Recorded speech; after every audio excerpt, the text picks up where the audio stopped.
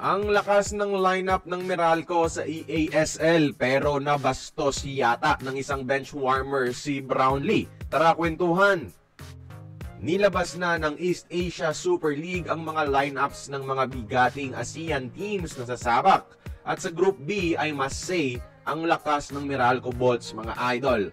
Pagbibidahan lang naman yan ng dalawa nating naturalized players na si Angelo Kwame at ang pambansang import Justin Brownlee kasama ang dalawang world imports na sina NBA player PBA Best Import Ronde Hollis Jefferson at yung Puerto Rican big man na si Ismael Romero. Siyempre, di lang asa sa imports dahil andyan din ang star players nila sa mga locals.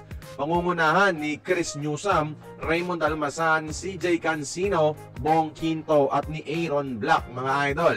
Ito na yata ang pinakamalakas na team sa Group B ng EASL on paper. Walang laban ang Taiwanese champion na Taoyuan Pilots at yung Japanese B-League team na Ryukyu Golden Kings na si Vic Lo lamang at si Jack Cooley ang mga NBA players na ibabandera. At nilabas na rin ng mga jersey numbers mga idol kasunod nito at kapansin-pansin dito na bago ang numero ni Justin Brownlee. Imbes sa kanyang usual number 32, numero 15, number 15 na ngayon si JB sa Meralco. Dahil yan mga idol, ang number 32 ay nasa kay Kyle Pascual, isang bench warmer big man mga idol. Ayaw nga ba talagang ibigay ni Pascual ang 32 sa pambansang import natin?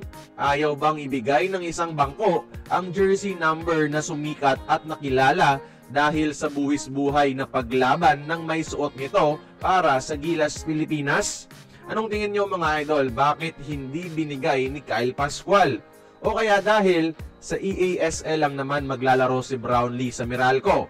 Mas mabuti nang itago ni Pascual ang 32 dahil gagamitin niya ito sa PBA at para di sayang yung printing. Anyways, ganun pa rin naman na magpapaprint sila ng bagong uniform sa EASL. So I don't think na mali ito. Kaya kayo mga idol, disrespect ba ito kay JB? Join the conversation, magkomento lamang sa ibaba.